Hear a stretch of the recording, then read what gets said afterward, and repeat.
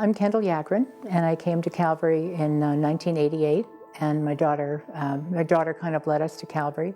I had no idea what I was in store for. I became a new believer at Calvary, was baptized at Calvary, and baptized with my daughter, and didn't have any idea what was in front of me. Years of working at Calvary, years of really hard things happening in my life. I think at first I really expected I'd be in some kind of protected bubble, knowing that Christ was in my life now, and things surely wouldn't get hard, but they got very, very, very hard very quickly.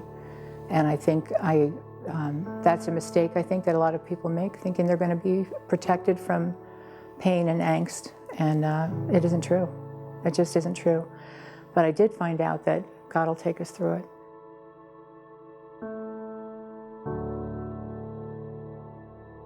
My daughter Stacy, who brought us to Calvary, really, she was a very talented pianist, and she had a very sensitive ear for music. And we had a grand piano that was on loan. Calvary had a grand piano that was on loan from the Music Academy, and in return they got to come and they did their musical auditions and different shows and things at Calvary at no cost, and we got to use the piano. So we had this lovely grand piano. And on Sunday, September 24th, we were there, and it's just Stacy and I this day, and they were playing music on an old upright that had been in Fellowship Hall, and it was out of tune, and it was horrible, and Stacy was horrified. I didn't hear it as much as she did, but she was just horrified. She said, "This won't do at all. We need to have another grand piano, and I'm going to start a fund drive and see if we can't get us a grand piano in here."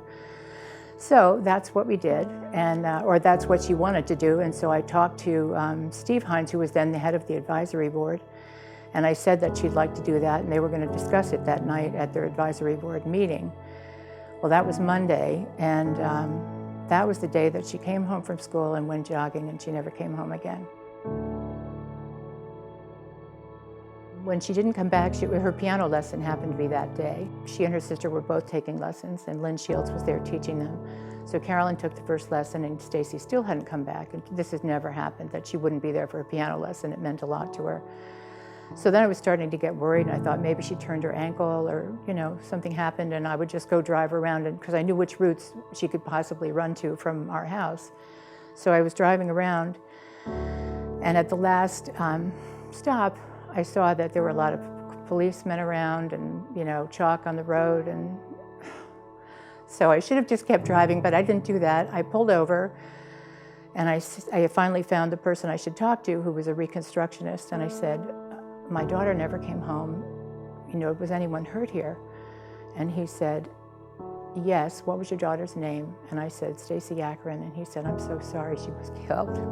So I'm standing there in the middle of Church Street in Atherton, struck dumb. I mean, I didn't even start to cry. I could hardly breathe. I was just looking at him like, how can this be happening, My body actually separated from my soul. I mean, I saw myself standing there.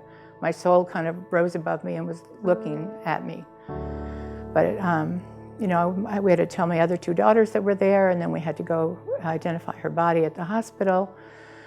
And of course, Kay and Steve were there again, and Dan was there, Bill Saxton was there, and we had a lot of support. The church, the chaplain from the hospital came to join us, and he said, "I feel like I'm not even needed here. You obviously have a lot of people that support you and love you and care about you." And so then we identified her body and went home without her. We were in a sea of grief and didn't know how we were going to do anything. We couldn't form sentences, much less think about where donations should go for a memorial, But Steve and Kay were with us at the funeral home when he asked, "Where would you like donations to go?" And Steve said, "What about Stacy's piano?" Sorry. So that was, of course, the perfect thing. So we started asking for memorial donations in the paper, and it went crazy. People from the church put in money, people from Chuck's, Chuck was working in the insurance industry, so all the agents and everybody he worked with were sending money, and it quickly grew to about $27,000.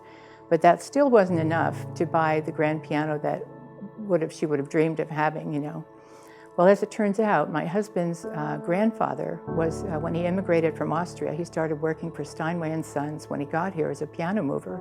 So Chuck's brother decided to write to Steinway and see if they would help us to get a new Steinway grand piano, which costs about twice what was in the fund. So he wrote them a beautiful letter, and we waited anxiously, and we got the most beautiful letter back from them saying that the president took it all around the it's not a very big operation, even though it's a big name, but he took it all over and he read the letter to everybody. And they all decided they should build a beautiful piano for Stacy. And there was a lot of love that went into that. So 4 months later, they delivered it to Calvary. And it's still there now, making music and, you know, delighting people, hopefully for generations to come.